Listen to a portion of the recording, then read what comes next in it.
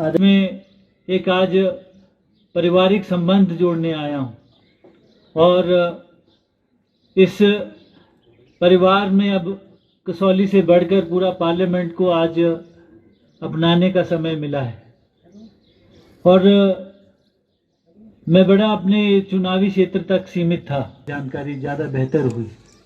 उनका चुनावी संघर्ष तो था ही, 6 दफ़ा आप सभी ने उन्हें चुनाव जिताकर हमारी संसद में भेजा और आज मैं उनके द्वारा किए हुए कामों को साक्षात देख पाता हूँ। जो पथ उन्होंने अपनाया था उसमें जाकर मुझे अपने पिताजी की आत्मा को मिलने का एक मौका मिला है। ये चुनावी माहौल है, छोटी मोटी बातें करते थे, पर जैसे वो कुछ कहते हैं मेरे सामने उनके किए हुए काम सामने आ जाते हैं। तो मैं समझता हूँ कि ये जिम्मेदारी मुझे भी अब अच्छे से निभानी है। आपके साथ आज एक पारिवारिक संबंध जुड़ रहा है और उसको जोड़ने के लिए उसमें सच्चाई होनी जरूरी है। एक जीवन शैली हमने जो अपनी कॉन्स्टिट्यूंसी में अपनाई है, आज मैं पार्लियामेंट के ऊपर जिम्मेदारी से कह सकता हूँ कि आपके लिए, आपकी आवाज़ उठाने के लिए आज हमें पार्टी ने भेजा है।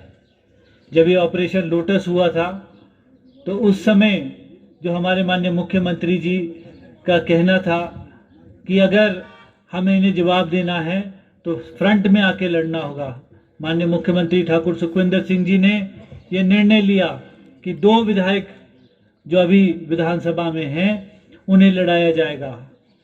ऑपरेशन लोटस का असल मतलब क्या है ये भी हमें सोचना चाहिए।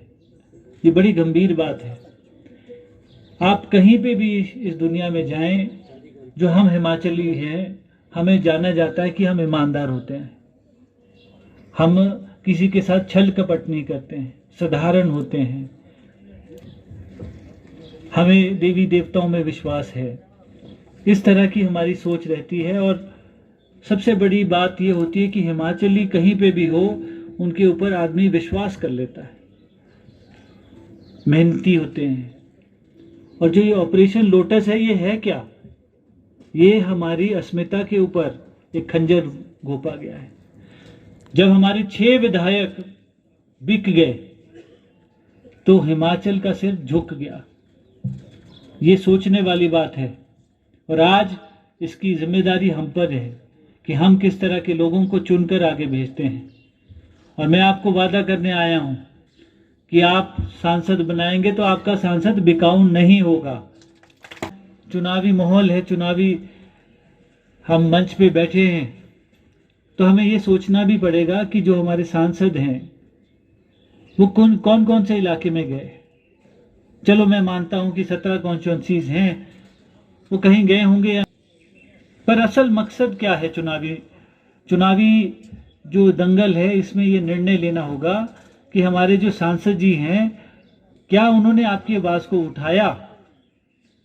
जब इतनी बड़ी त्रासदी हुई, क्या उन्होंने कोई चर्चा लाई? जब विधानसभा में आप होते हैं या पार्लियामेंट में होते हैं तो कई नियम होते हैं। एक क्वेश्चन आवर होता है जिसमें आप प्रश्न पूछ सकते हैं। लिखित में अगर आप प्रश्न का उत्तर चाहते हैं तो उसमें अनस्टार्ट क्वेश्चन होता है, और अर्जेंट कोई मैटर होता है तो पॉइंट ऑफ ऑर्डर होता है। ये विधि है, ये तरीके हैं कि हम अपने लोगों की बात, उनकी आवाज़ उठा सकें। पर मैं आपको दुख से सूचित करना चाहता हूं कि माननीय सांसद जी ने 5 वर्षों में मात्र 2 प्रश्न उठाए हैं, और एक बार जब वो उठे तो उनको बोले बैठ जाओ। अंकल बोलने लग रहे, अपनी भाषा में बोलो, भाषा तुम्हारी एक को जी ऐसा सारे, पर अभी इलेक्शन आने लग रहा, कहीं जाओ रहा, सारे जाया,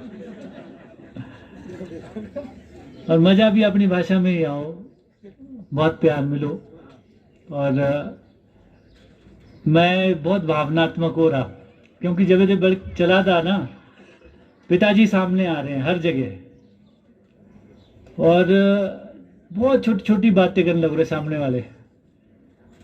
तुम्हारे प्रेस वाले बंधु भी बोलो भाई इन्हीं पर जवाब दो। अब 25 साल पुरानी बातों मान दे पूछने लग रहे, ये थी हमारे बुजुर्ग बैठे थे, इन्होंने पूछो। जो मेरा काम है, मेरे अच्छा काम करना, हमारे बच्चे आगे किसी बड़ो तीन ही पाए सोचना। मारा किसान किसी आगे बढ़ोती नहीं पाए सोचना और ना तुम उसे हमेशा खड़ा रहो ना, या तुम आज शोर करने लग रहा, गारंटी देने लग रहा।